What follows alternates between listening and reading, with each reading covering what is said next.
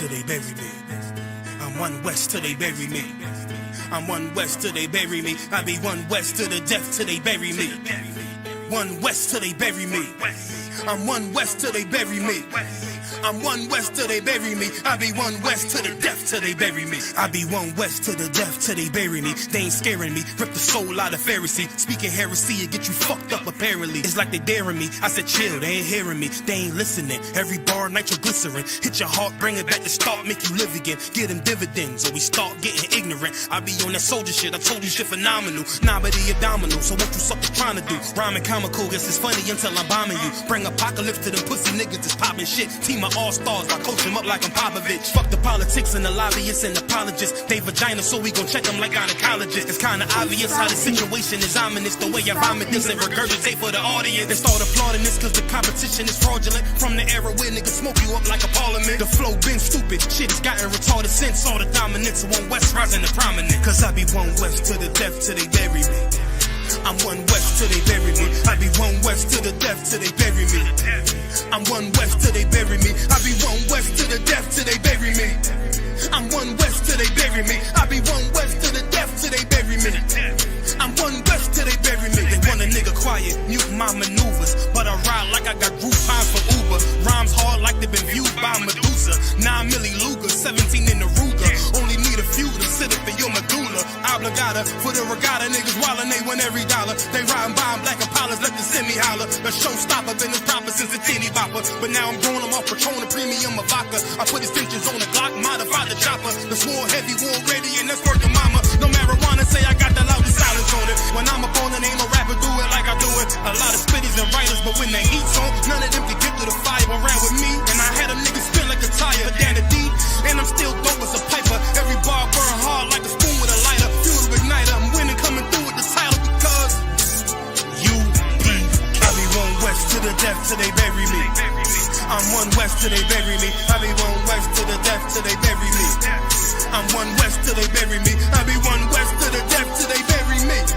I'm one West till they bury me. I be one West to the death till they bury me. I'm one West till they bury me.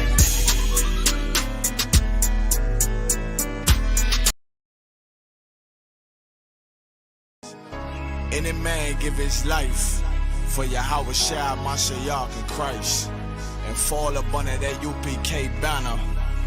It's my brother and my blood, and I will die and kill for him if necessary. Go to ground, go to ground, go to ground, go to ground, go to ground, go to ground, go to ground, go to ground, go to ground, go to ground. It's all about that warfare, boy. Give ground, give ground, give ground, back up, give ground, give ground, give ground, back up, give ground, give ground. It's all about that warfare, boy. Take ground, take ground, take ground, take ground, take ground, take ground, take ground, take ground. My soldiers take ground till them stand down.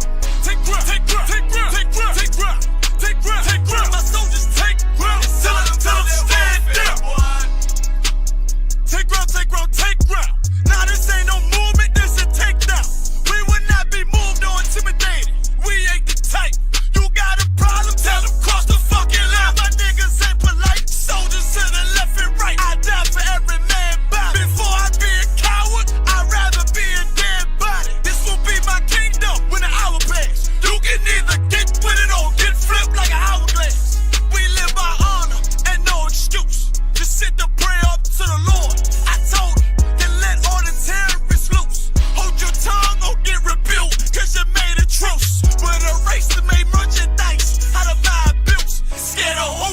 You got your gun, then pull it. Me and my niggas start to argue, it's about who gon' bite the bullet. It gon' take round, take round, take round. Opponents better move slow. Attack dog for this truth, nigga, cool yo. Go to ground, go to ground, go to ground, go to ground, go to ground, go to ground, go to ground, go to ground, go to ground, go to ground. It's all about that warfare, boy. Give ground, give ground, give ground, back up, give ground, give ground, give ground, back up, give ground, give ground. It's all about that warfare, boy. Take ground, take ground, take ground, take ground, take ground, take ground, take ground, take ground. My soldiers take ground till them stand down. Take ground, take ground, take ground, take ground, take ground, take ground, take ground. My soldiers take ground till them stand down. Oh, thought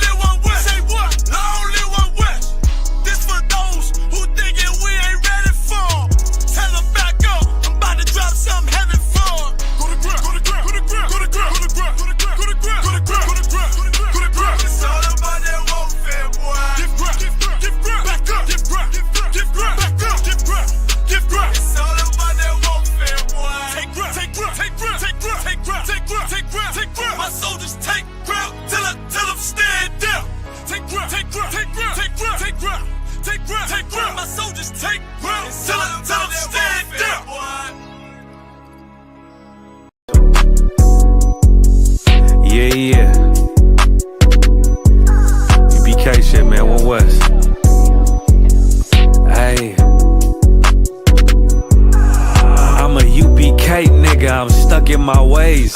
That's on them, letting cowards fill up they ranks. Goddamn, lost tribes got them following waves. Loyalty a lifestyle, nigga, I'm just saying.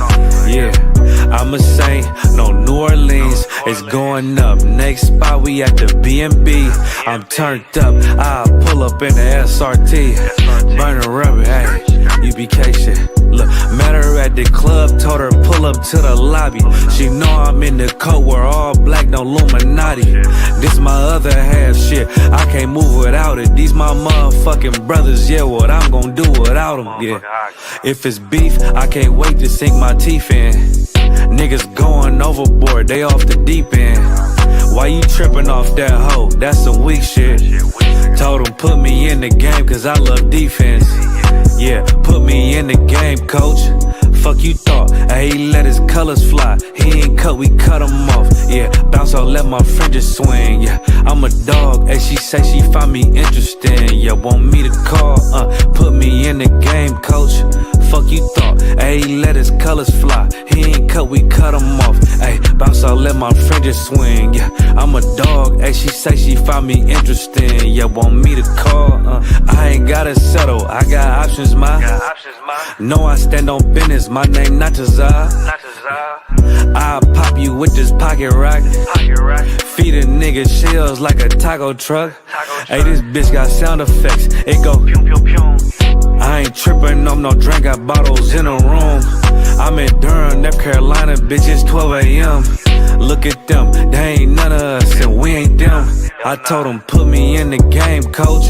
Fuck you thought, hey, he let his colors fly. He ain't cut, we cut him off. Hey, bounce out, let my fringes swing. Yeah, I'm a dog, hey, she say she find me interesting. Yeah, want me to call, put me in the game, coach.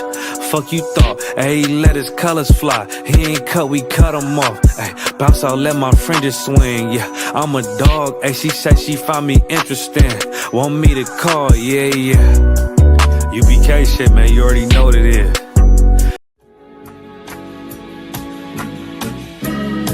They killed, give me Isaiah 14 and 21. They did the same thing to my people. So you said that they put millions of my houses. Yes, you said. Should a murderer go to jail for murdering? Absolutely. Should a thief go to jail when he steals? Absolutely. Should a robber pay back the money he robbed? Absolutely. So why shouldn't the white man pay for what he did? That's right. That's right. One day you'll see just how it feels. Payback is a dog. It's a dog. Payback is a dog. It's a dog. Payback is a dog. It's a dog. Payback is a dog. It's a dog. I'm in a hell of a hole, was never expected to grow. Just obstacle set in the road, that a result of me selling my soul. The story I'm telling is cold, but yet it's what everyone knows. The white man's the devil is known. America was never our home, only a place of captivity, safe facility, hating, disfigure me. They claim that I'm lazy, be killing me. Maybe this slavery draining my energy. 400 years and counting, the trail of my tears is countless. Main fact that I'm here is astounding, but I can't wait till this shit is surrounded. Ready to tangle my king and the angel, be ready to rap. Crack in the sky, nuclear missiles and make it official. I'm capturing every cracker surviving. Put them all in chains where they need to be, slavery for me.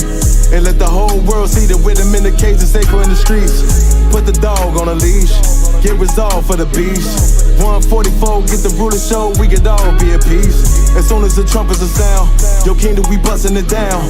The only way justice is found, the time for your judgment is now. One day you'll see just how it feels. Payback is a dog. It's a dog. Payback is a dog. It's a dog. Payback is a dog. It's a dog. Payback is a dog. It's a dog.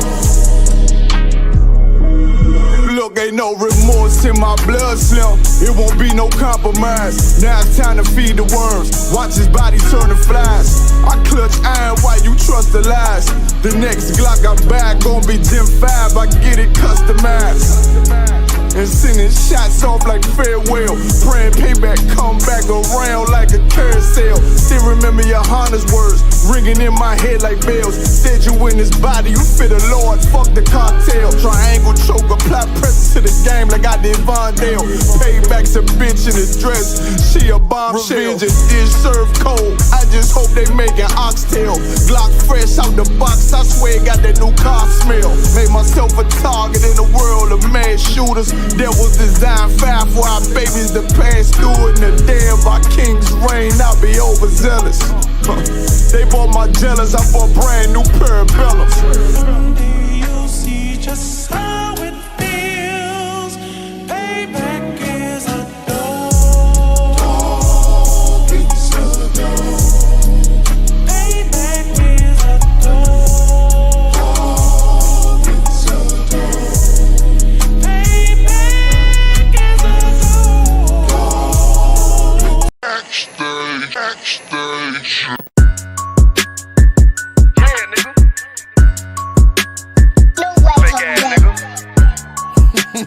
You ain't no Israelite, but you a gospelite, bitch.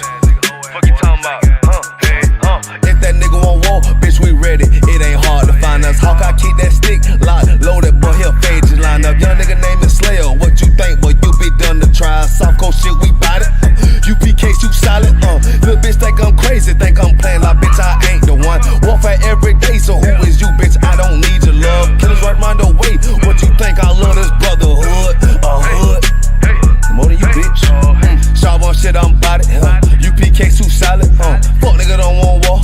It ain't enough clips in your army. All the bitches wanna take my piece. All they hoes wanna take my piece. All the niggas wanna take my piece. No, I can't let a dog take it from me. I can't let a dog take it from me. You a hoe study and you dummy. And these bitches really out this bitch walking around like they don't know nothing. And a lame nigga fall for them and get set up for the coins and get gunned down, man down. Shoulda took the time, get a damn no. But I see the starter and I show her. She could never get a priest holding. You a dirt ass, rust ass neck bitch with that fake ass jewelry. In Tennessee while I'm touring. It's a Tennessee, but she luring. And a sucker duck bitch ass boy, fuck nigga over that bit muggin'. I say, if that nigga won't walk, bitch, we ready. It ain't hard to find us. How can I keep that stick locked, loaded, boy, he'll fade you line up. Young nigga name is Slayer. What you think, boy, you be done to try. Soft coast shit, we bout it. UPK, you solid, little bitch think I'm crazy, think I'm playing like bitch, I ain't the one. Warfare every day, so who is you, bitch? I don't need your love. Killers right round the way. What you think? I love this brotherhood, a hood. More than you, bitch. You a lame nigga down to me. Eat candy, but I'm sucker free. You a little nigga, ain't nothing to me. Base up, boy, I fit a beat. Yeah, AR-223. Draco with a magazine. Yeah, that clip run like limousine. I shoot your ass in the spleen. Boy, I bust your ass in the temple. We debating by the temple. Tell the truth, boy, you's a victim. And you're scoring off like a lizard. Nigga walk down my road. Why does nigga come down my road?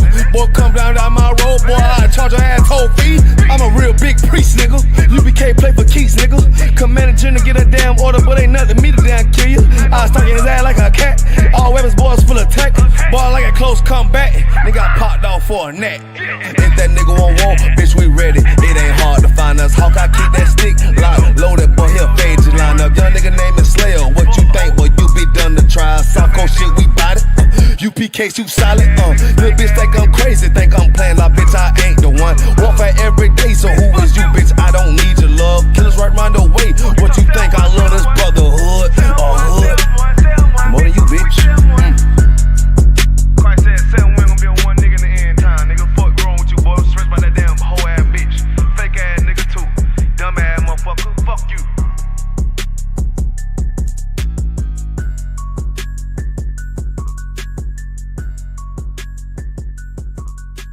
Backstage.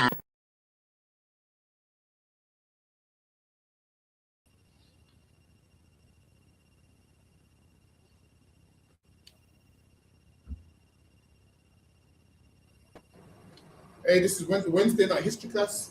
Me and Banyamin is going to be holding it down today. So this is the Wednesday class. Any questions, just type them in the chat and we'll get to them.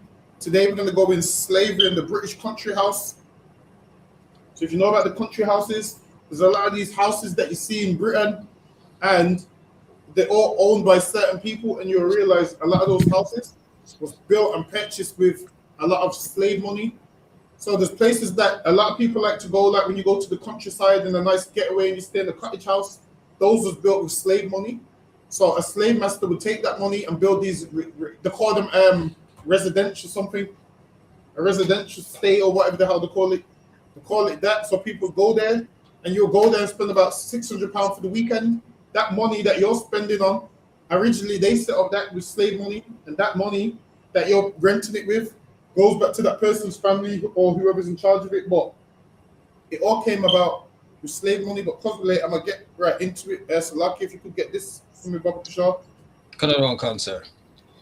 Among the key challenges in tracing slavery's physical and cultural imprint on the British country house is the establishment of a systematic approach to screening the thousands of potentially relevant properties in order to identify priorities for further study.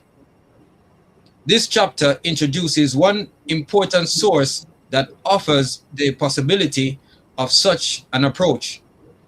The census of British colonial slave ownership embodied in the records of the Slave Compensation Commission. But now there's a thing called slave compensation. And with slave compensation, a lot of the money that they got, that compensation that they got, a lot of them pull it into getting wealth and purchasing buildings and purchasing other things. So that's why a lot of them put that money. Go ahead.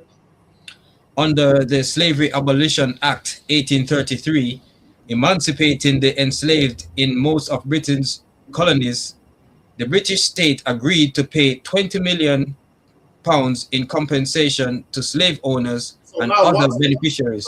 Abolished slavery, they paid £20 million to slave owners and other beneficiaries, meaning other people that was getting money off of slavery. So men that would make the slave ship, they would pay them, all right, well, you're going to be out of a job, so here's some compensation. A man that would do a next part, would pay them, here's some compensation. So with that compensation, what did they do? Set up a business. It's like you. If you win the lottery, what would you do? You would go buy a house and go set up certain things, so you got a stream of income coming in. These people was no different. They received compensation, and they started to buy certain things, and certain things that they brought is what you use today. Go ahead. £20 million compensation to slave owners and other beneficiaries of slavery, such as mortgagees and annuitants who had financial claims secured on the enslaved. The administrative process established to distribute this money provides a unique opportunity to identify every owner in Britain holding slave property in the colonies. So now historians, they opened the records and they looked at those records and tried to find out who got some compensation and what they spent the compensation on. So now they have some of the records of Mr. Such and Such got this property built with the slave money. Mr. Such and Such got that property built with the slave money. And that's how they're finding out what they owned and what they did with the money and who got the money. Because at that time, a ton of people was applying for that money. Go ahead. To identify every owner in Britain holding slave property in the colonies at the time the slave system ended. There are at least 3 applications for the resulting data. First, known owners or occupiers of country houses can be matched with known slave owners at the time of emancipation. Second, the slave it says first known owners or occupiers of country houses be matched with known slave owners. So now they can match certain houses to certain slave owners, and that's how they know they acquired that house through slavery. Go ahead. Second, the slave compensation records themselves provide information on the addresses in Britain of some, although by no means all, the absentee slave owners, among them numbers of country house owners. Finally, the records capture those in Britain receiving large sums of compensation money in the 1830s, raising the possibility of identifying cases in which this influx of liquidity may have funded or partly funded the building of new country houses or the rebuilding of old. But they was like, all right then, so now we're going to see if the money they got funded building new houses or repairing old houses. And a ton of them would do what? Repair houses, man. They would get the house and they would rebuild on it and repair. And though they was able to get them repairs, it's kind of like today, if you've got a house, you can get an extension on that house. So you can do certain things like that. You can get an extension on that house. And that right there is what these people's doing.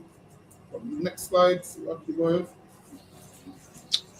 The full compensation database therefore now includes both information and individuals not present in the parliamentary papers. For example, Edward Gregory Moran Gale, whose family name is embedded in the history of Jamaica and the wider history of colonial slavery at Morant Bay, whose own name is engraved also on the chapel of the University of the West Indies at Mona, and No, who was his name is engraved on a chapel. And a lot of these people, a lot of these slave owners, a lot of these cities is named after them. A lot of these places in the UK is named after them. Go ahead. and who was associated with at least 3 British country houses, the National Trust Option House near. Associated with 3 British country houses. Let me see what a country house is. Hold on. Let me type in what's a British country house. I see one in Leeds, you know. It's loads of nice in it. And there's a black actor in the UK, and it goes like, I'll find out which one it was. And it goes, they own his grandfather, I swear down. Harewood House, it's called Harewood House. Yeah, I think that's in the slide. And he's like, black, he's, you know, Mr. Harewood actor. I'll show you. The Harewood, I think it's Harewood, from what I remember. It says, from Wikipedia, the free encyclopedia, country house, read out here for other users, see country house. An English country house is a large house or mansion in the English countryside. Such houses were often owned by individuals who also owned the townhouse. This allowed them to spend time in the country and in the city. Henceforth, these people, the term distinguished between town and country. However, many were often and still are the full-time residents for the landed gentry who dominated rural England until the Reformer 1832. Frequently, the former business of the countries was transacted in these country houses, having functional antecedents in manor houses with large number of indoor and outdoor staff. Country houses were important as places of employment for many rural communities. In turn, until the agricultural depression of the 1870s, the estates of which country houses were the hub provided their owners with incomes. The late 19th and early 20th centuries were the swan song of the traditional English country house lifestyle. Increased taxation and the effect of World War I led to the demolition of hundreds of houses. Those that remained had to adapt to survive. Let me scroll down. All right, so you get a country house is like a large mansion in the countryside.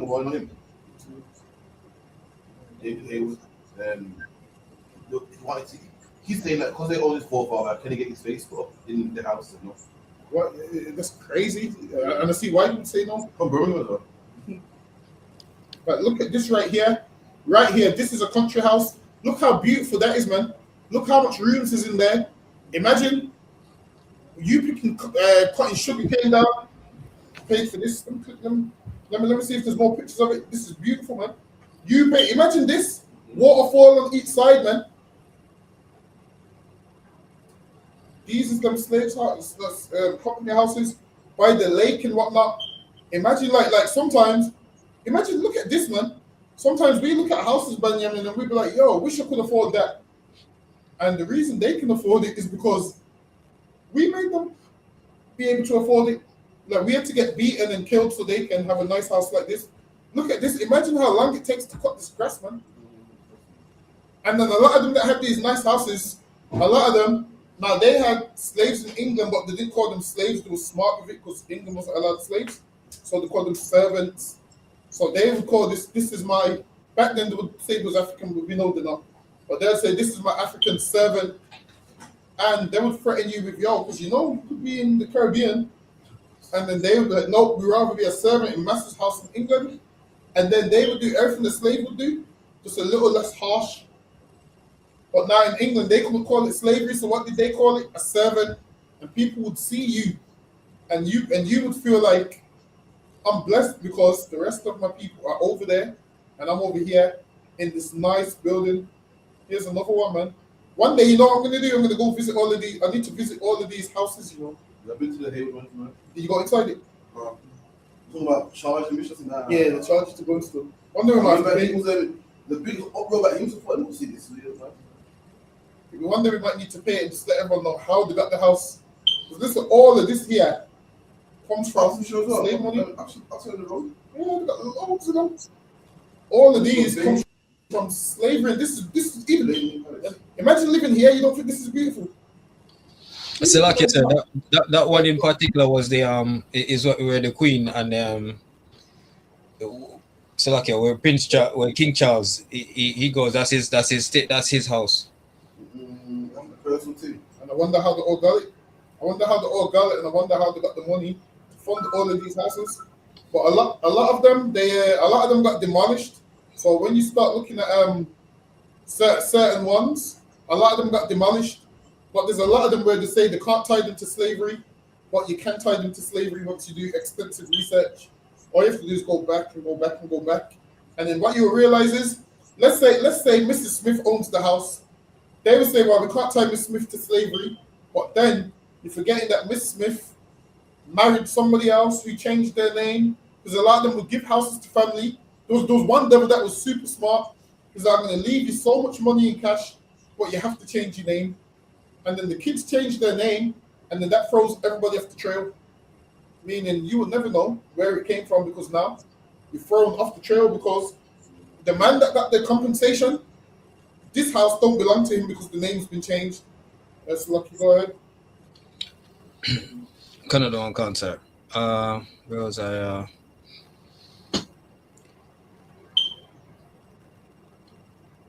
Chapel of the University of West Indies at Mona, and who was associated with at least 3 British country houses: the National Trust, Upton House near Edgehill, Slovakia, Warwickshire, Upham House in Upham, Hampshire, and Brockenhurst House in West Lyndhurst, Hampshire. Does not appear in the parliamentary papers, although he was certainly a slave owner. Also, he was certainly a slave owner. So listen, just letting you know a lot of these slave owners, if you just know their names, you can see what properties they had, what assets they had, and what houses they occupied. Go ahead. The underlying records show that he, in fact, claimed the compensation for 732 enslaved on the Mount Hidmost. So this man here claimed the compensation for 732 slaves. Go ahead.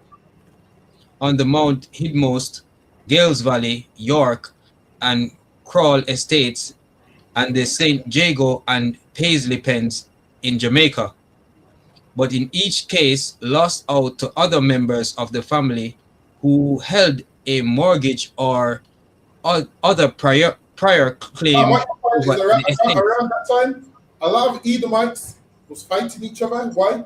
Because imagine you're claiming compensation and I want the compensation. So they would fall out that way. So they was now beginning to fall out over money. There's some of them that got a crazy head start and still ended up bankrupt. How do you get free compensation and still end up bankrupt, man? That shit's crazy to me. That's lucky. Go ahead. Again, the slave-owning family of the Earl of Dudley, who the slave-owning family of the Earl of Dudley, for whom Whitley Court, now an English heritage site, was purchased. So it says, hold on, read that one more time. The slave-owning family of the Earl of Dudley, for whom Whitley Court. So now let's see what Whitley Court looks like.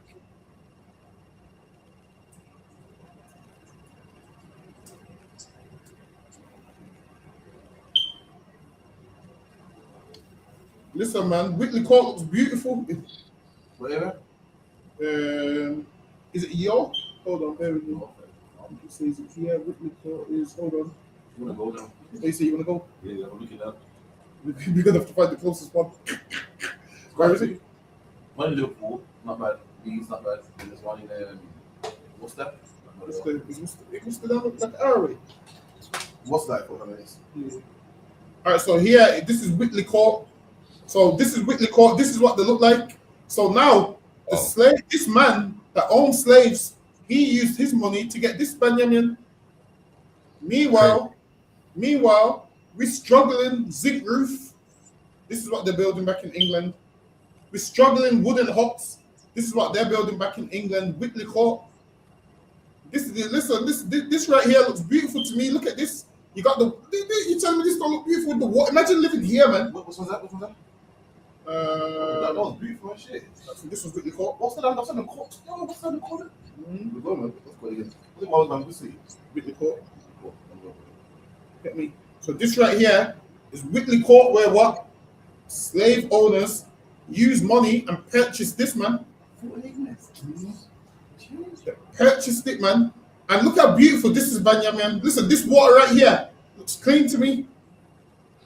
I would boil the rice with this water. That's how clean that water looks. You could use it to knead the dumplings, boil the rice. They're living good, man. This is look at this is Whitley Court when the water falls on. Didn't you tell me this building don't look beautiful? That's it, actually. More nice, isn't it? I'm telling you, Whitley Court looks beautiful, man. This is a picture of it. So imagine, look at all this, man. Imagine you see that, and then you see where we live in. It makes you realize life's not fair, man. It makes you realize life's not fair. When people say, "Well, listen, understand this," we need to understand that when Christ returns, all of this stuff, also, we're going to be, listen, the way how they're living is going to be how we living, basically. That's right. Not having to work a day in your life. Just imagine Benjamin just waking up in Whitley Court, man. Definitely, Salakia, sir. Really nice. For real. That's what I'm saying. All of this. All right, let me go back to this slide now. So now that's one of the places. Lucky, go ahead. Listen, every one of these houses we come across, I'm going to stop just to take a look. So Lucky, go ahead. Whitley Court, now an English heritage site, was purchased in 1837. Does not appear in the parliamentary papers. Instead, the underlying records demonstrate that a group led by the Bishop of Exeter, shown in the parliamentary papers. Listen, man, your bishops, your English bishops were slave owners too, man. I'm telling you, your English bishops was okay with slavery. So when we asked them, all right, then, so, like, if you're a black man in England and you're a Christian, you have to understand that slavery was okay in England. That's why the British apologized and said, you know what, we're sorry. Really, they're not sorry. But they came out and said, oh, we apologize for slavery. Really, they're only apologizing, so you be like, okay, we forgive you. And guess what? When they apologize to you, guess what they read to you? Forgive your enemies. To read that to you, but don't give back. Listen, imagine that's like you stealing my money, holding my money in my hand, and telling me, well, you know, the Bible says you have to forgive while still holding my money. If you want true forgiveness, give me Whitley Court. That's right. That's it. You give me the keys to Whitley Court, and then we can talk about forgiveness. Go ahead. Bishop of Exeter, shown in the parliamentary papers to have been awarded the compensation for 665 enslaved in Jamaica, where in fact he got trustees compensation for 665 slaves in Jamaica. And white people have the cheek to say, well, we lost our property. so we should get paid for it. Nah, man. Nah, man. We lost lives and built everything for you, man. You got paid enough. You got. I mean, how much more payment do you want? You got paid enough, man. Damn. Go ahead. So okay, sir. So is this trying to say that they were like trying to manipulate records at the time because obviously they didn't show the Earl of Dudley as owning that property, but instead the bishop. So okay, that's what I'm getting. Yeah, and a lot of them, what they would do is, well, you see, to get more money, they would make out like they had more slaves than they actually had. So a ton of them would try. Let's say they had 50 slaves. Some of them would try to stretch it to 100, so they could get more money. And obviously, you know how people do, like someone crashes the car, and about 10 people try and put themselves in the car to get money. They was doing them same kind of things. But I read that part one more time again. I'm trying to see where you at. I don't know, concept. It says the underlying records demonstrate that a group led by the Bishop of Exeter, shown in the parliamentary papers to have been awarded the compensation for 665 enslaved in Jamaica, were in fact trustees of the Earl of Dudley. So now it says to have been awarded the compensation, were in fact trustees of the Earl of Dudley. Listen, man, the devil is gonna con everybody he can con, man. You see these devils? They're gonna con everybody that can con. They're gonna lie and say this person was there. They're gonna lie and say that person's in charge. They're gonna lie. They're gonna falsify records. And these is the things that they do, man. They falsify records, and then they're trying to get more money, and they're lying and saying, yeah, this person needs compensation because he had slave owners. He had slaves. Some men didn't have slaves. They just had a little part. Well, not a little part, shall I say, but they had a lesser part than some of the slave masters, and because they wanted compensation, they made that like, yeah, we need this because, I've lost all these slaves. You have to understand, at that time, records ain't as documented as they are today. Like nowadays, everybody's got their birth certificate and internet and the footprints, and back then it's just you're born and that's pretty much it. Especially if you're born in the Caribbean, hardly anyone even knows if you're born for real or not. You got 2 birthdays and all of those kind of things. No one even knows what's real from what's not. But go ahead. The second limitation flows from the The second limitation flows from the periodization of the compensation record. These capture slave owners and other beneficiaries only at one point in time, at the end of slavery. It is striking how long-standing the rhythms of slave ownership often were. The records pick up many families that first established ownership in the early 18th century or even the late 17th century. So now you're saying they established ownership of certain things in like the late 18th century or early 17th century. Go ahead. But there is, of course, a dark figure of families who shifted wealth out of the slave economy entirely by the 1830s. The Heathcotes of Northampton Hall, Rutland, whom Nuala Zehedia discusses in of Northampton Hall. Let's see if Northampton Hall comes up. Let's see what Northampton Hall looks like. If it exists, because I know a lot of them. I know a lot of them was destroyed.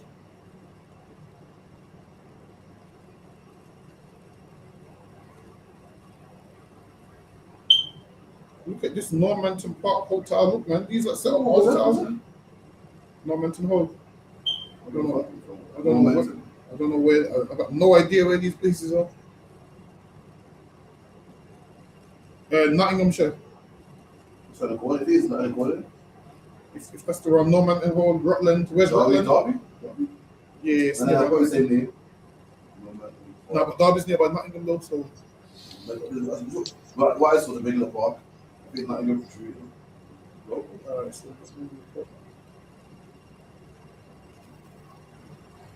Northampton Hall, Rutland. It's crazy. Nah, this ain't really showing a good one. Hold on. Yeah, so Norman and Hall. I'm not gonna put the picture up because it looks the same. Yeah, Norman and Hall's nice as well. All of these. Say it again. All of these is slave owned. Like these were built with slave money. So sometimes, and it's kind of crazy. I've drove past these things, and I've always thought, why does England have so much castles? Why does England have so much big properties? And now I understand why. Because if it's free, why not? If it's free money, I mean, why not? That's lucky. Go ahead. Canada one concert. Rutland, who Nuala Zahidia discusses in her chapter in this volume, are one example of such a family as are the Lucians of Broadsworth, South Yorkshire, whom Suzanne Seymour and Shellerine Haggerty discuss in their chapter. There are people in the slave compensation records connected, if remotely, to both of them. Listen, man, them slave owners are connected to a lot of these things. Go ahead. The slave owner Langford Lovell, who received compensation in Antigua, married the daughter of Sir William Heathcote, the third baronet, the third baronet in the other Heathcote baronetcy, descended from the same brothers as the Heathcotes of Normanton. So a lot of them was marrying into each other. Go ahead. Lovell was living in the 1830s at the home of his wife's family, Hursley House in Hampshire. So now let's look at Hursley House. Let me see if Hursley House, what Hursley House looks like. All that house at the end of it are the names. Most of them. Hursley House, Hampshire. Let's see if this one even looks any good. This one, hold on, let me go to images. This one's nice. Yo, this one's nice, man. That little shrubbery on there, on the window on there. You should shrub a mistake. Get me, Benjamin, you telling me this one ain't nice. That's what I'm saying, man. Guess so. Living good, man. Where's Hursley? Because a lot of these houses, some of these houses was in Ireland and all over Great Britain. This was nice, man. Listen, I'm telling you, England. You see what the crazy thing is with England? Winchester. You see what it is with England? Look at all these people in Hursley House. Look at all these devils. Look. All of these people is here because black people built and made these like get money. Like England has a rich history. There's a lot of things we drive past every day, and to us it's just I'm just driving past it. But to when you actually do research, you realize, damn, I didn't know that was whatever it was. But lucky, go ahead. Lovell was living in the 1830s at the home of his wife's family, Hursley House in Hampshire, which the first baronet had built. Arthur Thelution, the son of Lord Rendlesham and grandson of Peter Thelution, who had bought the original Broadsworth Hall estate in 1970, married the daughter of another Antigua slave owner, Sir Christopher Bethel Cordington, but the Heathcotes and the Thelutions themselves do not appear in the records directly. In the case of the Heathcotes, whose merchant fortune was accumulated in the early 18th century, their absence might be expected, but the Thelutions had been slave owners in Grenada and Montserrat as late as the 1820. So some of these that was slave owners in Grenada and Montserrat as late as 1820. So when you were 1820 is only like what 200 years ago, only 200 years ago, man. And a lot of this wealth is passed down to you see these rich white men that you see today. Don't just understand they didn't get rich by going to college. A lot of it is generational wealth passed down. That's lucky. Go ahead. With these two limitations acknowledged, some preliminary results of the analysis of this corpus of material on slave owners can be tabled. The analysis suggests that 5 to 10% of the national elites in Britain were close enough to slavery to appear in the slave compensation records. Exactly, they said 5 to 10% of the national elites came up in the slave compensation records. Go ahead. This proportion is fairly constant across the peerage, the baronetcy, sheriffs, and MPs in the Commons between 1820 and 1833. Sheriffs and the MPs' names was coming up in the slave compensation. Go ahead. For example, the 616 members of the English, Scottish, and Irish. All their names is coming up in them compensation records, man. All of their names is coming up. Yes, lucky. Go ahead. Peerages, 37 or 6% were involved in the compensation process, 25 beneficially, and the rest as trustees or executors to family and friends. 25 beneficiary and the rest as trustees or executors to family and friends. Go ahead. Again, of 904 active baronesses, 73 individual title holders appear in the slave compensation records, of whom 54 were beneficially interested, representing 6 and 8% of the universe respectively. Nice. Go ahead. These numbers are national totals within which there were significant local and regional concentrations.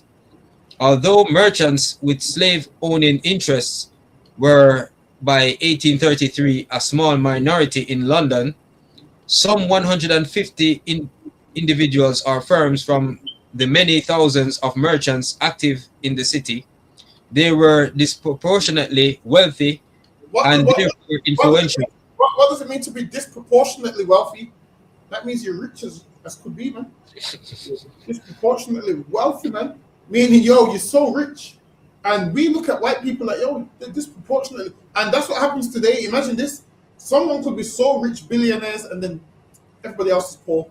That's how they was living back then. And that's kind of how some of them live now.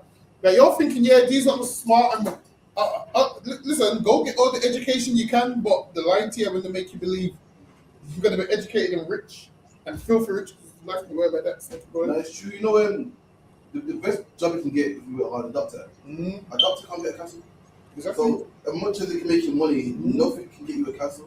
You have to be inherited. Exactly. You gotta have family that's got generational wealth. And imagine these men had their townhouses and their castles, and they're making money off the castle when people are renting it, so they're able to buy more houses, and they're getting slave money, they're able to buy more houses, and then they give it to their son, who then builds an extension on it, gives it to his son. Imagine, Benjamin, we ain't got nothing to build an extension on, man. What are we going to build an extension on for sure? we got nothing. So sometimes you hear Edomites talking about putting an extension on their house, and if you notice the extension costs more than how your whole house costs. And that's just their extension, man. They're living there. Listen, they're living good, man. So like yesterday for me, when he says disproportionately wealthy, they're just living off interest alone, Salakia, sir. Exactly. Imagine that you're living off interest alone, and then you might have your little job, and then that's bringing more money, and then the interest is bringing more money, and then you're never gonna go broke because why? When I want a weekend breakaway with my woman, I'm renting that, and how much is it costing me? Hold on, let me see. Hold on. Regular functions, isn't it? Exactly. Let me see how much it costs. How much is the average? Actually, let me call it country house. How much is the average country house to rent for a event?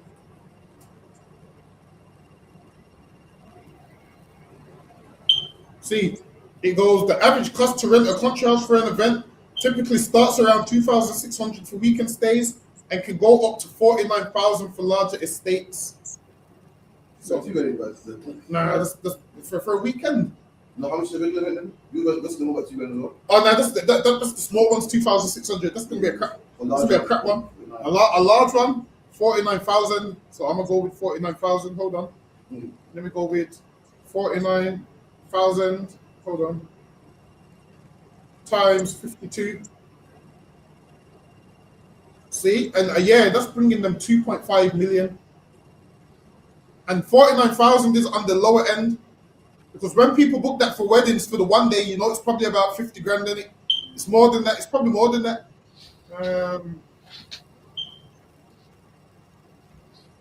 And now there's a whole website. It's large country houses and mansions for hire. See, look at all these, man. Hopton Tower, Saltmarsh Hall. Imagine there's a man whose job it is to rent this to you. That's crazy, man. Historic and stylish. Grade A Georgian country house. See, that's what they call them. Country houses. And they rent these out. A lot of these are off the motorway. Capacity 110 guests. Listen, man. Let me see. Let me see if this gives me a price. It probably won't. And this looks beautiful, man. The morning room can hold 200. Drawing room can hold 60. Dining room can hold 60. They got a library in there. Listen, let me click off this, man, because I'm about to get the ski mask. So I'm close to getting the ski mask. So go ahead, Benjamin. Can I do one concert?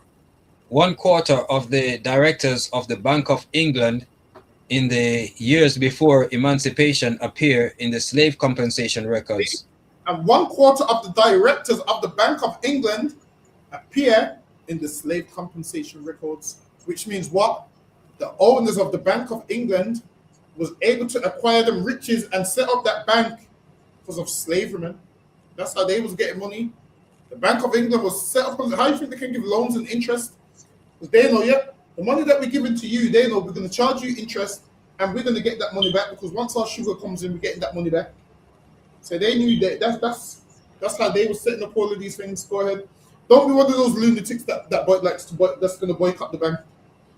Obviously, you ain't in that position right now. You ain't in that position right now. But let's go ahead. Liverpool's local oligarchy predictably also shows a concentration of slave owners. Over 1/4, some 11 of 41 of the members of Common Council in 1833 received slave compensation.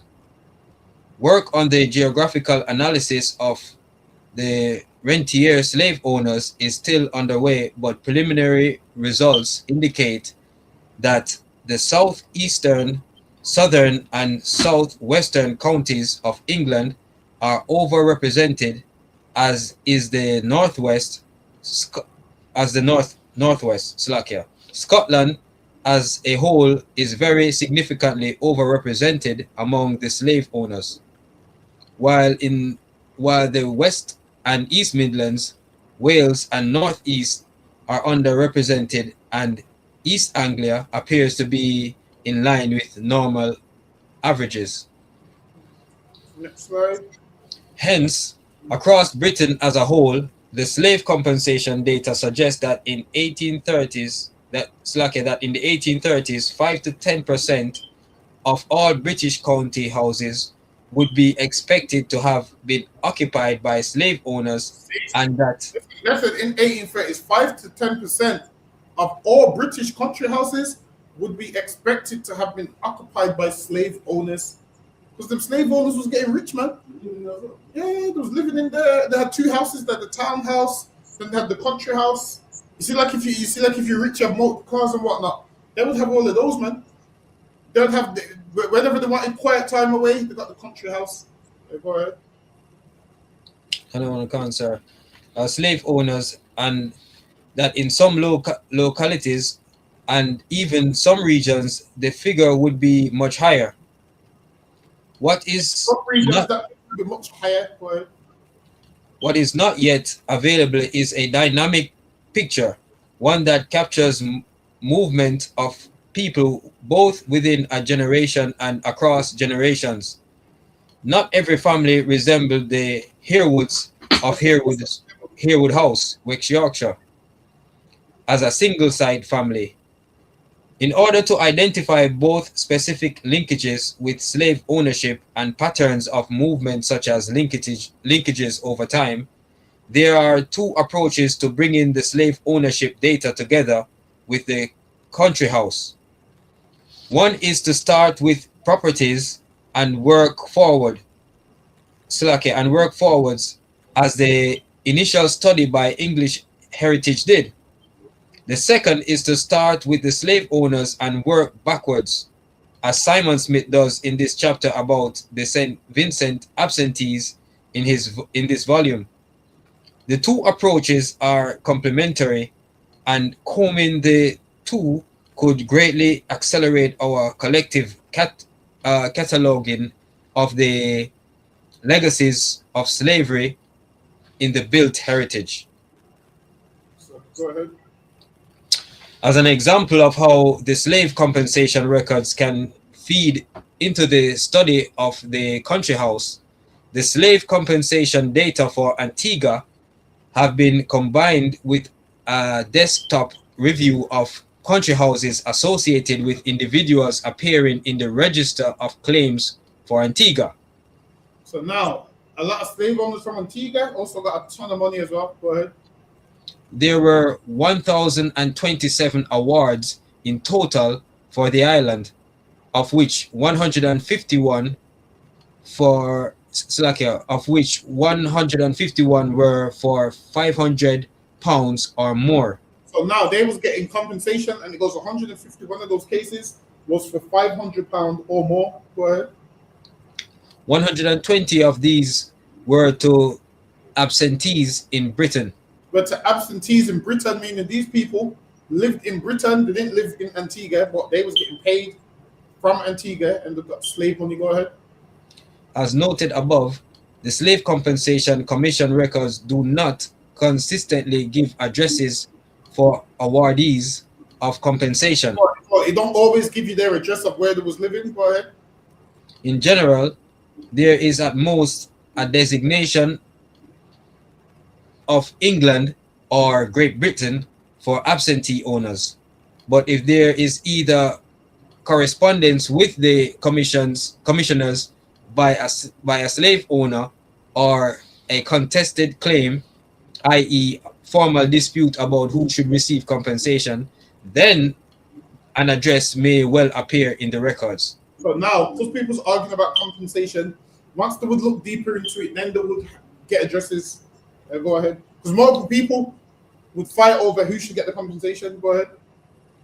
In the case of Antigua, some 36 country houses are readily identifiable with slave owners or other beneficiaries of slave compensation. And also you got a lot of these country houses. They had a ton of them in the Caribbean as well. So they got a ton of them all over there to this day. Go ahead. But obviously them ones ain't going to look as good as the ones that they had in England. Go ahead. The list includes well-known sites of slave ownership such as Doddington Park in Gloucestershire, the family home of the... One sec, let me look at the name of Doddington Park, Gloucester. Let's see what Doddington Park, Gloucester looks like.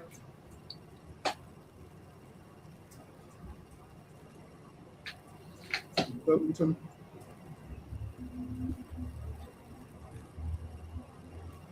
And you do know a lot of these devils own estates.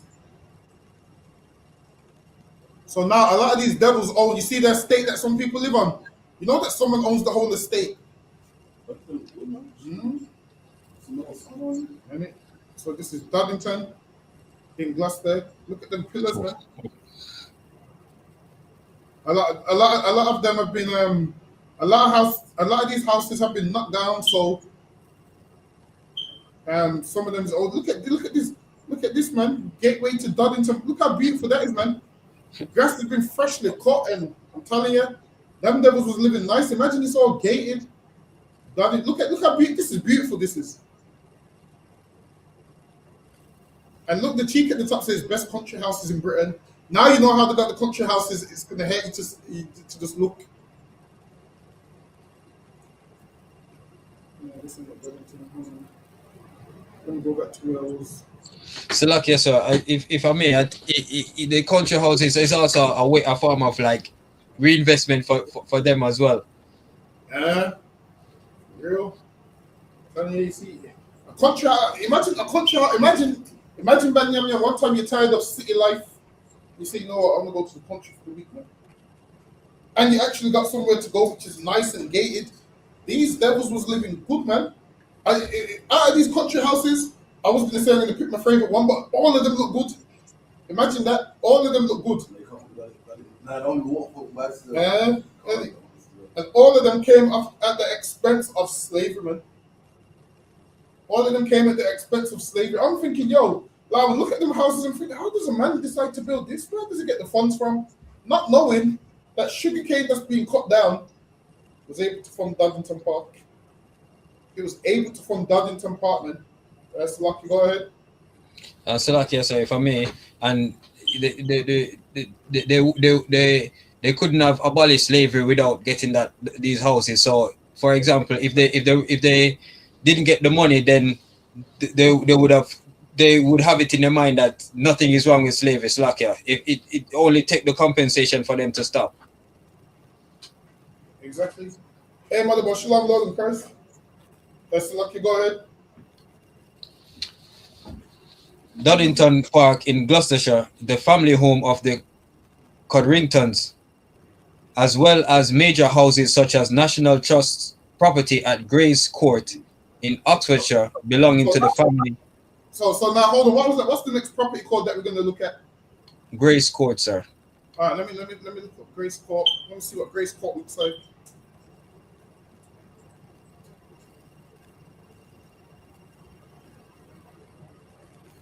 Yeah, I can't see no. Hold on. Grace Court tour. Damn, they got a whole tour for it. Most of new, look at most of new, you know. Let me see when they do the tour. Actually, I'll look at the next one. But it's lucky. Go ahead. Grace Court in Oxfordshire, belonging to the family of the Stapleton Baronets of the Leeward Islands, and Brentry House in Gloucestershire, built by Humphrey Repton in 1802 and owned by... All these was built with slave money, and they're living lavish, nice properties, living good. 50, 60 rooms in there. They're living great, man. So lucky. Go ahead. But interrogating the database in this way also throws up further sites for investigation. Go ahead. That's it on the slides, sir. Go ahead. Thus, the compensation material can efficiently identify for further investigation sites that are by definition linked to slavery. So now the compensation, they can identify other sites which is linked to slavery based off the compensation they paid out. Go ahead. The records cannot define the whole terrain for the reasons given above on periodization, but can map out a very substantial landscape within it. What the records do not do, of course, is analyze those links, and the remaining part of this chapter raises a number of conceptual and methodological issues in framing the analysis of the sites once identified. These issues certainly bear on the work of the legacies of British slave ownership project, but are also relevant to the wider collective endeavor on slavery and the British country house. So now this is obviously this whole book's about the British country houses, but I also got other books where it lets you know the banks to set up, the roads, the estates. Listen, we're gonna get into all of those. Obviously, we're not gonna get into them ones today, but today we're gonna try to focus on the country houses. But what we're over the next couple of weeks, we're gonna go over everything that they use that slave money on with history, with proof. Slacky, go ahead. Canada on cancer. The first question is a simple one of scope. Does the phrase the British country house include Irish country houses too? There are no papers in this volume dealing with Irish houses, but the Irish elites were part of the numerator and denominator in the figures provided earlier. Listen, man. They had them houses in Ireland and all them places. Go ahead. Of the 5 to 10% rule of thumb for the elites, a few hundred of the successful and or unsuccessful claimants across the colonies as a whole were resident in Ireland, where a number had landed estates. Sir Harcourt Lees, for example, the Protestant ascendancy pamphleteer of Black Rock House, Co. Dublin, wrote the commissioners to intercede on behalf of the family of his younger brother William Eden Lees, who was absent from Ireland. So now this man, he was a Protestant ascendancy pamphleteer of Black Rock House, and now this man is meant to be a Protestant. A Protestant is what a Christian that's not Catholic. So that's what a Protestant is. Someone that protests against the Catholic Church. Is what Henry VIII came up with. That's a Protestant. Even your Protestants was, trying to get money off slavery, and nowadays they give us religion like religions means we have to love them. Meanwhile, back then when they had religion, they was trying to get compensation. This man should have said, "No, I'm a Protestant. I can't take no slave money." They was like, "No, we want that blood money, man." The Protestant said, "We want that blood money." Hey, go ahead.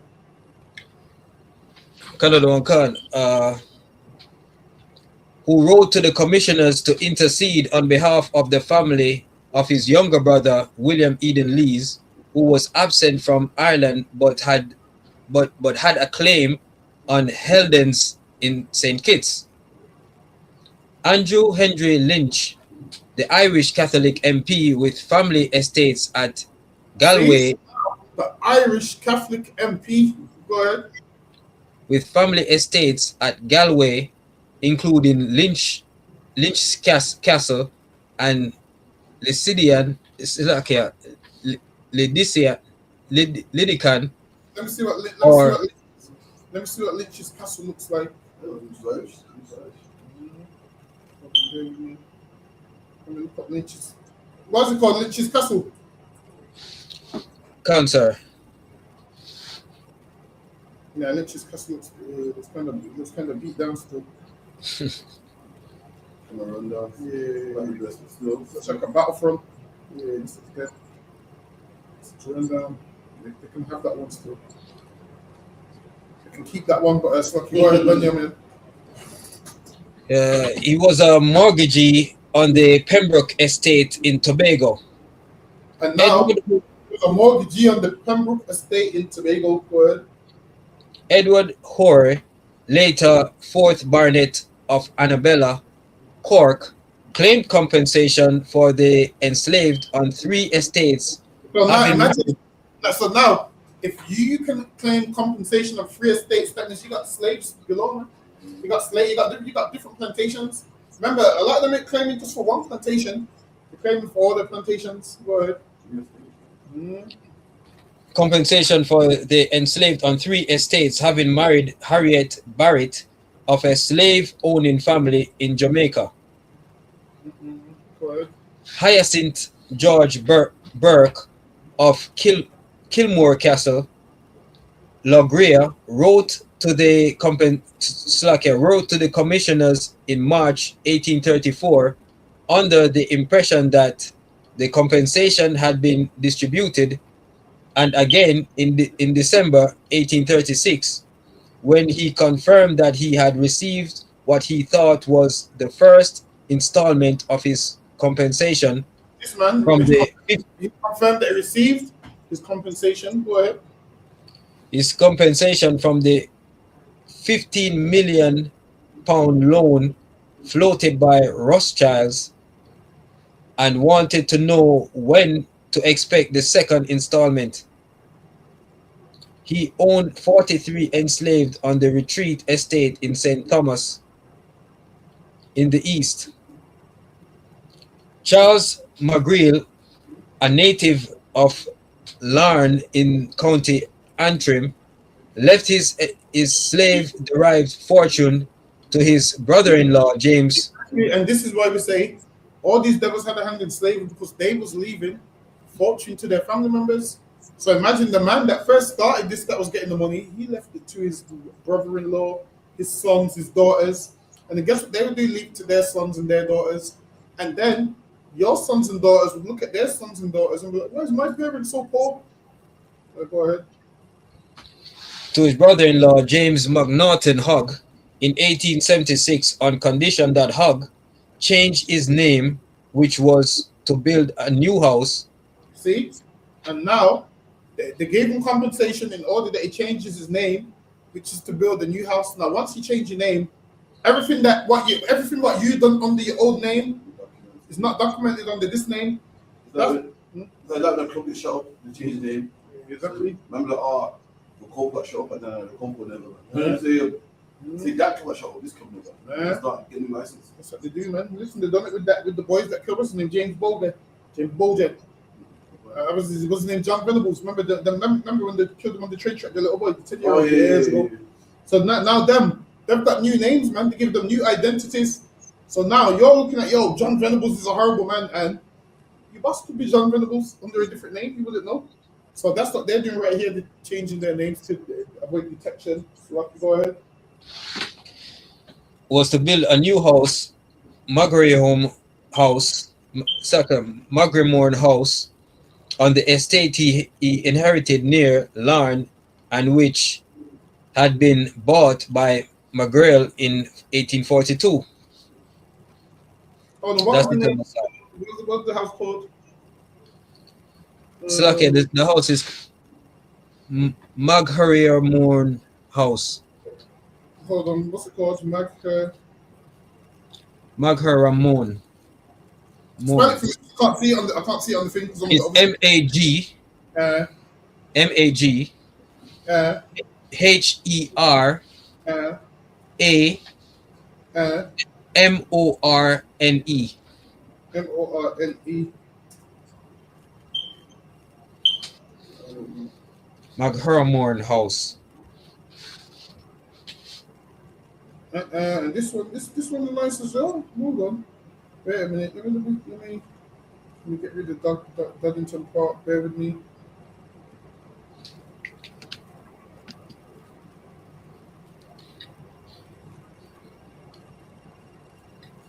Hold on. Let me show this one. This one's nice as well. I wonder where this one is. I'm taking pictures of these. This one. Ooh. So I like this one by the way. Say that again. This is how it looks in fully. See, and people go there to get married, man. Look, man, people go there to get married. We built this path for these devils to go get married at. Listen, you know this ain't cheap to rent. This one's not nice. Look, people getting married under the fountains, the chairs. Look at that, the nice little steps leading up to the color of it's even nice, man. Look, these devils can go. Look at this, smiling, not realizing that what we went through is what built this house in the background. Look at this, all the guests there, Benjamin. Listen, man. Them guests better be there. Them guests better be there when I'm giving a lecture in the whatever house it is, Magriemore estate. This might be my favorite one, I'm telling you, they use that slave money and they set up this. Hold on, wait a minute. Let me go back to this slide. I'm going to see how much it is to. Hold on. I'm going to see how much it is to rent the Magriemore estate.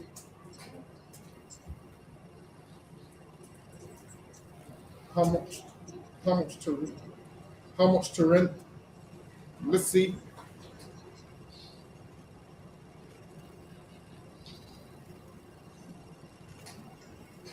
All right, so prices ain't.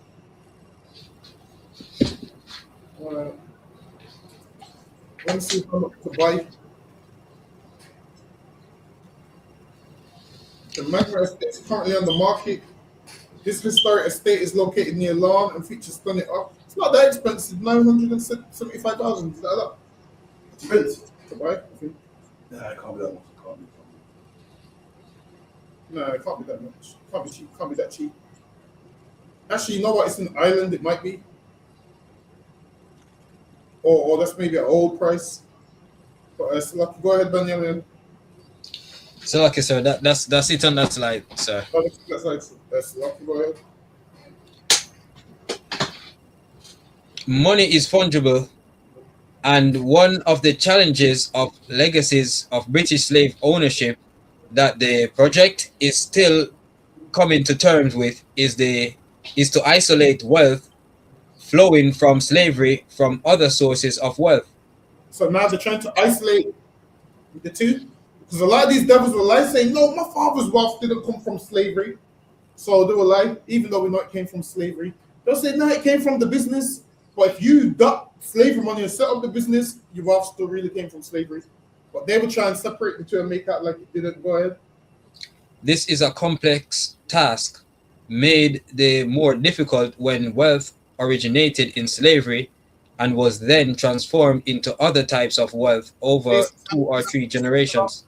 So it's hard to, this is a complex task because basically when wealth started with slavery, like say for instance, if I force someone to work for me right now, they could make me 20 grand, and guess what I could do with that 20 grand? Put a deposit on a property, and then I could start renting out that property, and I could make the money and say, nah, that money came from this house. Prior to me having this house that I'm making money off, I was getting money from slavery. They try and make out like they wasn't getting money from slavery when the whole world knows there was. Go ahead. Canada and concept. With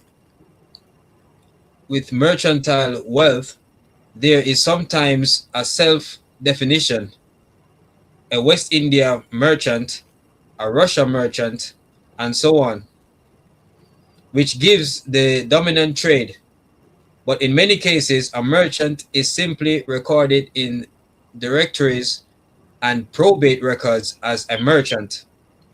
Occasionally, we have balance sheets that classify the various assets of family or firm, but often only when a merchant has been bankrupt. Papers and account books have survived only for a small minority of merchant firms and slave-owning families, some of which have formed the basis for invaluable secondary studies. While the true source of wealth in many cases may therefore be indeterminate, in specific instances we can be confident that slavery was the source of wealth. They said they can be confident that slavery was the source of wealth. So one time we need to ask one of these devils, what's your favorite country house? And obviously they're going to pick one of these ones because hey, do you know how they acquired that wealth? Do you feel like those country houses should be given at least let a nigga rent it at a discounted price at least, man? Something, man. Can a nigga rent it at a discounted price or something, man? Because it wouldn't be there if it wasn't for us. Because a lot of these devils, this is what they do. They get married in these places. So now I'm starting to realize the reason why you can get married in a nice venue. I'm starting to realize slavery is the reason for everything in England. That's right. The reason why you can get married in a nice venue, why you can throw an event in a nice venue, why you can do anything in a nice venue is because of us. And the price that they're charging is crazy, man. Listen, man. Seeing these houses showed me that what? Slavery is profitable, man. That's what it showed me. Any black man saying you don't want a slave, you not see what you can get with a slave, man. You ain't seeing what you can get. People saying Jesus Christ wouldn't. Now I understand why Jesus. Listen, see, you see, seeing these houses. Now it makes me understand when Christ said they're gonna build the kingdom, that they're gonna build. Now I understand it now. Like the money that they're gonna bring in is gonna be able to build these kind of things. Same way these devils see it. Now I understand it now. At first I didn't understand it, but seeing these houses lets me understand how certain things is run and how certain things is supposed to be run. Now I understand it now. Because listen, I would have never thought sugar could build houses like this. I didn't think sugarcane, Benjamin, could build houses like this. I didn't think cotton and tobacco could build houses like this. I didn't think sugar could be turned into bricks and a nice roof and I didn't know sugar could turn into a water fountain. I didn't know. Now I know it can. So that's the same way. Listen, we're gonna work them for whatever they can do. and our properties is going to get built the same way. That's lucky. Go ahead. The evidence appears overwhelming. For example, that Charles McGrail, the Anglo-Irish merchant cited above, became rich from slavery. He arrived. Merchant cited above became rich from slavery, man. And that's how all these houses, they all became rich from slavery. Go ahead. So, like you said, and this shows that Anglo-Irish it would be from that Irish also had a hand in the slavery as well. So, like you said, they always. And also, so Anglo-Irish means is England but dwells in Ireland, basically. Canada and Cancer. It's got English roots and it's in Ireland. So it's kind of like when people say things like the Anglo-Normans. Cancer. A Norman in England or vice versa. So, like I said, but nevertheless, the Irish people they were also slave owners or partakers in the slavery as well. So, like I said, 8%. So with them, they was under the British, but they would have been like ruling the plantation. So they would have been working under the British man, and then they would work their way up. And once they could prove that they was capable, then they could, get their own estates and have whoever they wanted on there. But they make out like, yo, we was enslaved too, whereas they was indentured servants. There was indentured servants. Why? Because a lot of them was criminals. Now the difference is a lot of them was enslaved because they was criminals. You was enslaved because you was black. There's a difference. Right. There's a difference. There's one where a man's born black, and there's one where a man is a criminal. So basically, based off what they're saying is, we went to jail because we're criminals, and you black people are in jail because we're black. Every time an Irish tries to identify with you, let them know it's not the same, man. Say, no, you're indentured servants, because you're criminals. We were just black. That's the difference. That's lucky. Go ahead. Kind of one cancer. For example, that Charles McGrail, the Anglo-Irish merchant cited above, became rich from slavery. He arrived in the late 1790s in the Dutch territories, which became British Guyana, as an economic refugee for Larne, returned to London in 1818 with capital sufficient to establish a West Indian mercantile partnership, collected almost £100,000 in compensation in the 1830s. This man, he was broke at first, became rich, went over there, came back to London rich, and then got $100,000 in compensation. And that's back then. That's back then. That's millions today. He got $100,000 back then. Go ahead. Compensation in the 1830s, dissolved his firm around 1840, diversified his interests, and left £500,000 in personality in 1876 after substantial in veto philanthropic donations and the purchase of land in County Antrim. So this man this man died with a ton of cash and purchased land. Let's look. Go ahead. However, sometimes it may be that slave ownership was incidental. This does not mean that it was accidental. James Walvin's aphorism that people were not rich because they owned slaves, but owned slaves because they were rich, appears to obscure the fact that there were wealth preceded slave slave owning. Generally, only people who had become rich through other involvements in the slave economy became Slovakia. That were wealth preceded slave owning. Generally, only people who had become rich through other involvements in the slave economy came to own slaves. So they're saying people who became rich in the slave economy, them ones own slaves, and it did happen. A man would start off poor, and guess what you would do? You'd work for a slave master on his plantation, like Thomas Fitzwood, and then guess what would happen? You'd buy your own plantation, you'd get your own land, you'd buy your own plantation, and then you'd start to purchase your own slaves, and then you would hire someone, and then you know what they was doing? White people was helping white people get rich, man. Because a white man would give another white man a job, just rule these slaves, and then he would get paid, and then that white man would save his money and get his own plantation. And he would hire someone, and they was getting themselves rich like that, man. A lot of them started off poor, got a job. A lot of them traveled to the Caribbean actually, so they could become slave owners. They traveled to the Caribbean, so they could actually become slave owners and make a ton of money. Go ahead. Canada and Council.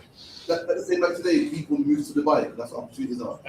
People move to the Caribbean. Yeah, same thing. But back then, they knew moving to the Caribbean. They know I'm a bum in England, and I can't survive here. So now I'll go and oppress poor people, and I'll get rich off them. And they actually got rich off them. You see what it is? Back then, you see like how people always try and get you to do crypto. Back then, that was the real crypto, man. Go Jamaican. Go Jamaican, you can send this money back. Yeah, but go Jamaican, you can get this money. That was the real crypto. Slucky, go ahead. Canada and Council. This was certainly the case with the Herewoods. There is very little evidence of portfolio investment in slave ownership in the colonies by wealthy Britons, partly because there were few collective vehicles for such investment. Rich people came to slave ownership by affinity, but slave wealth could be incidental in the sense that other source of wealth appear to dwarf it in the composition of an individual's overall net worth. Listen, these are full of shit, man. This is what these are will do. These are will get slaves, make a ton of money, set up businesses, and say, nah, all our money came from this business, man. It didn't come from slavery. It didn't come from sugar. Listen, it come from you setting up the bank. And obviously, you're trying to not tie the two, but the two are linked because you originally was able to set up the bank because of the slave money. Go ahead. For the Duke of Cleveland, for example, bequeathing personality of over £1 million when he died in 1842, his owner. £1 million in 1842. £1 million in 1842 is crazy money, man. No, 1 million now is shit. Back then. Imagine having that in 1842. Let me see if we can find that. Must have been or something. What was 1 million British pounds in 1842? In 1842, 100 was equivalent in purchasing power to 14 grand today. It reflects an average inflation rate. Hold on, that's 1 million. What was 1 million British pounds in 1840? Basically, you would times that, so that would be like what, 140 million or something like that. Some big number like that. Anyway, so go ahead.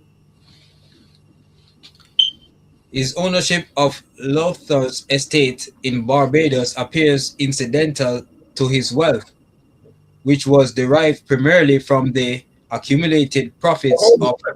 Let me see if that estate still exists.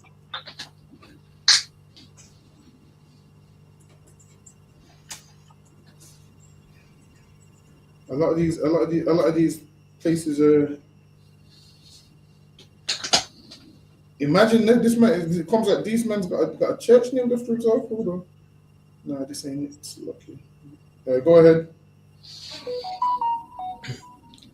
Which was derived primarily from the accumulated profits of land ownership in England. See, this was accumulated from land ownership in England. Go ahead. It has to be recognized that both the mother and wife of the Duke of Cleveland were members of the Lothar family and brought a currently unknown amount of slave wealth into the family of the Duke. They brought an unknown amount of this man. They tried to lie. Tracy Nam, and this is from other ventures. The people that he married into had slave wealth. Go ahead. Slovakia, currently unknown amount of slave wealth into the family of the Duke, but it is not plausible to see slave ownership as the primary source of wealth. See, because these are like horses, is the primary source of wealth. They're not going to say that though. Go ahead. The Duke's estates in Durham and Shropshire alone were said to be worth £50,000 per annum, 10 times the level of his slave compensation. Back then, go ahead. 10 times. Now they said these properties was making him more. It made him more than the slave compensation, but he set it up with slavery, man. Prior, all that is sugar money. You just set up mansions and you rent them out. It's not hard. And then now they're not linking the two. Now what it is, a lot of these slaveholders, they're making out like, well, the money we got from sugar, we didn't get that. Have you noticed why people say they didn't make that much money off slavery? It's because where you put the money, you separated it, man. Put it in banks. Exactly.